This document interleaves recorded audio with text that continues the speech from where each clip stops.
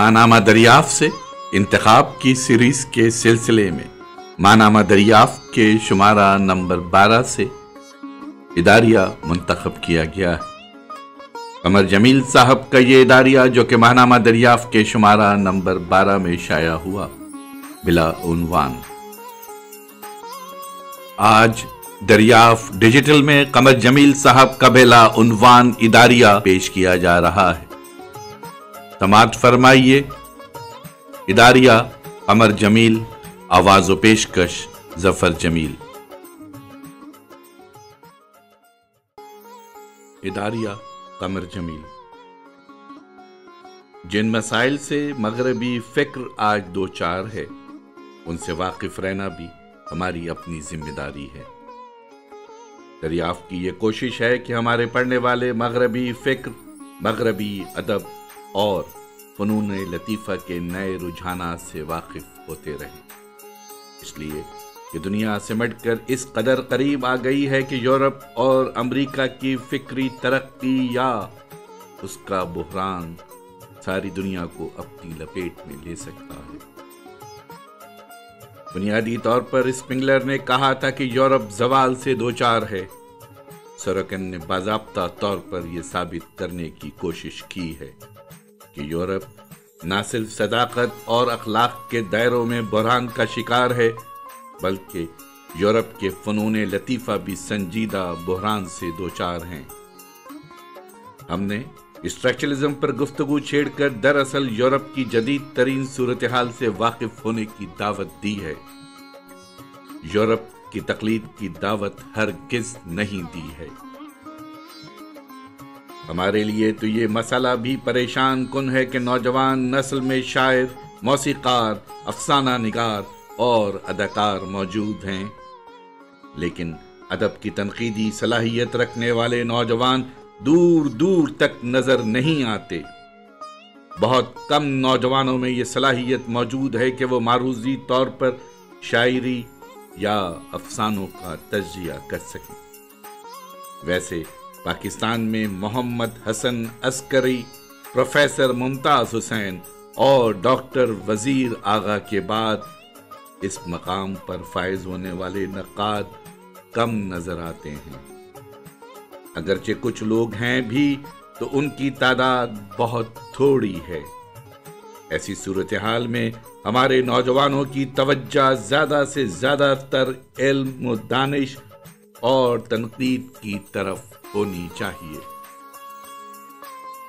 مغرب کے بحران سے واقفیت بھی ہماری فکر کو مہمیز دے سکتی ہے، اور اس عہد میں جدیدیت سے آنکھ بند کر کے ہم اس تہذیبی خلیج کو پاٹ نہیں سکتے جس سے آج ہمارا معاشرہ دوچار ہے۔ سوروکن نے جدید عہد کے کلچر کو حسی کلچر کہا ہے۔ اس کلچر میں حقیقت وہی سمجھی جاتی ہے جو حواس میں آ سکتی ہے۔ تجربیت امپریسزم کی طرف یہ رجحان ہیوم ہی کے زمانے سے شروع ہو گیا تھا، اور آج پورا یورپ سینسیٹ کلچر کی تنگ نائے میں بند ہے۔ اسی طرح امریکہ بھی اس حسی کلچر کے بحران میں گرفتار ہے۔ چنانچہ مادیت پرستی، تجربیت، انسانیت پرستی، افادیت پرستی، معاشیات پسندی اور سائنس پرستی اس بحران کی مختلف اور متضاد لہریں ہیں، اور یہ تضادات وقت کے ساتھ ساتھ اور نمایاں ہوتے چلے جا رہے ہیں۔ طاقت کا استعمال، جنگ، انقلابات، جرائم اور دہشت گردی اور اغوا میں اضافہ ہوتا جا رہا ہے۔ ذہنوں میں کسی قسم کی کوئی روک ٹوک باقی نہیں ہے۔ اگر یہ صورتحال جاری رہی تو حسی کلچر اپنی بنیاد ہی سے ٹوٹ کر بکھر جائے گا۔ چنانچہ یورپ، امریکہ اور کینیڈا میں لوگ اس حسی کلچر سے بھاگ کر آئیڈیلسٹک کلچر یا آئیڈینشنل کلچر میں پناہ گزین ہونا چاہتے ہیں، جس کا ثبوت وہاں مذاہب کا احیاء اور گوتم بدھ کی مقبولیت ہے۔ یہ سمجھنا غلط ہے کہ یورپ کے اس بحران سے امریکہ محفوظ ہے۔ یورپ اور امریکہ کے کلچر میں بڑی مماثلت ہے۔ ان کے آرٹ، فلسفہ اور مذہبی رویوں میں زیادہ فرق نہیں ہے۔ سائنس کا دورہ یورپ کی طرح امریکہ میں بھی کم نہیں بلکہ زیادہ ہے۔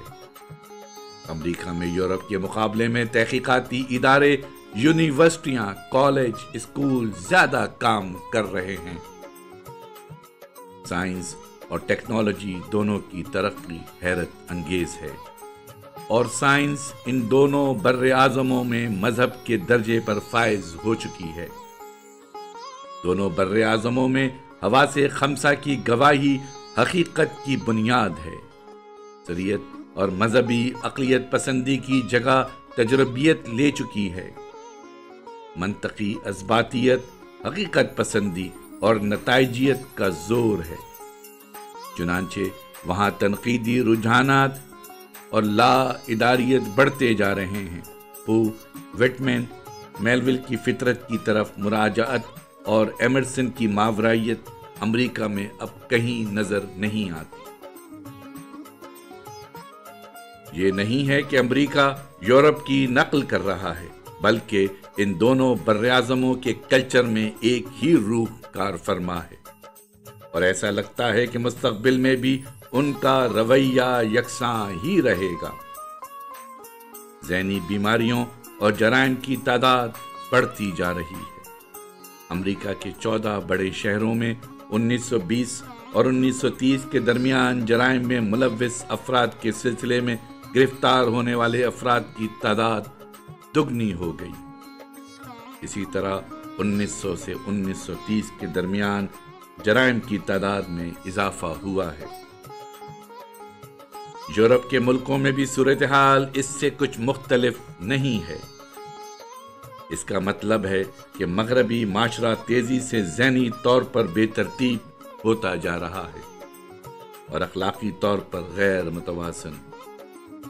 ماضی میں جرائم حادثاتی اور جذباتی نوعیت کے ہوتے تھے، لیکن اب سوچ سمجھ کر منصوبے کے مطابق قتل کیا جاتا ہے۔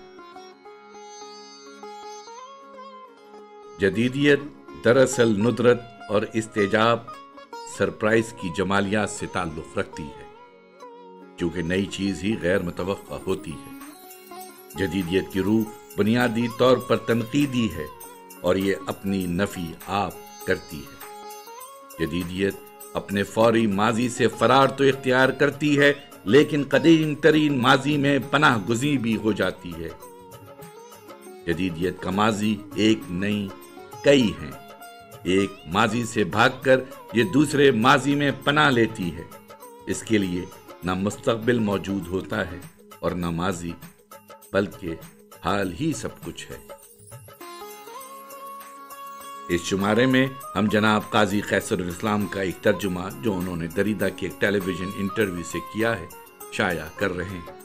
اس کا ترجمہ کر کے حاشیے میں جناب قاضی قیصر الاسلام نے یہ بہت اہم بات لکھی ہے کہ یہ سوالات ذہن میں ابھرتے ہیں۔ نمبر 1، کیا رد تشکیلی والے ہم انسانوں کو اسی قدیم ترین معاشرتی صورتحال کی طرف واپسی یا مراجعت کی دعوت فکر و عمل دینا چاہتے ہیں؟ نمبر 2، بفرض محال یہ لوگ اپنے فلسفے کے زور پر کبھی انسانوں کو ان کے قدیم ترین حالات میں لوٹا دینے میں کامیاب بھی ہو گئے، تو کیا انسانوں کی واپسی کا یہ عمل ریگریشن ایک اپنے انداز کا رد تشکیلی عمل نہ ہوگا؟ نمبر 3، اور کیا رد تشکیل کے اس عمل کے بعد انسانی معاشرے کے ریکنسٹرکشن کا وہ خواب جو ان فلاسفہ نے دیکھ رکھا ہے کبھی پورا بھی ہو سکے گا؟ نمبر 4، عہد حاضر کی لسانی فکر کی تجدید نو کی آڑ میں عالمی سطح پر یہ فکری تحریک کوئی ایسی درپردہ سازش تو نہیں ہے جو سامراجی قوتوں کے ہر جائز و ناجائز عمل کے لیے خلائی مہمات کی طرح لسانی فکری مہمات کے زور پر عالمی کارروائیوں کو صنعت اعتبار بخشنے کے لیے کی جا رہی ہو؟ جس طرح کے میکاولی اور ہائیڈگر کے علاوہ بعض دیگر فلاسفہ نے بھی اپنے دور میں حکومت وقت کی سیاسی کارستانیوں کی تائید و حمایت کی۔ اس سے پہلے دریافت پریس میں تھا کہ صبا اکبر آبادی صاحب کا انتقال ہو گیا، اور اب پچھلا شمارہ پریس میں تھا کہ صغیر ملال اس دنیا سے رخصت ہو گئے۔ مرحوم صغیر ملال کی عمر 40 سال تھی۔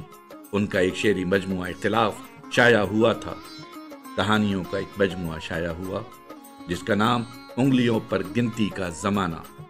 اس کے بعد 2 ناول شائع ہوئے، آفرینش اور نابود۔ انہوں نے منتخب بین الاقوامی کہانیوں کے ترجمے بھی کیے تھے جو شاہکار افسانوں کے نام سے شائع ہوئے ہیں۔ شوپنہاور پر ان کی ایک کتاب زیر ترتیب تھی۔ مرحوم نے ایک بیوہ اور 2 بچے پسماندگان میں چھوڑے ہیں۔ خدا مرحوم کو جوار رحمت میں جگہ دے، آمین۔ صغیر ملال مرحوم نے ایک کہانی کا ترجمہ دریافت میں اشاعت کے لیے دیا تھا۔ اس کا عنوان تھا شمارتی۔ وہ اس شمارے میں شامل کیا جا رہا ہے۔ افسوس، ایک ہونہار شاعر، نقاد اور ناول نگار ہم سے رخصت ہو گیا۔ قمر جمیل۔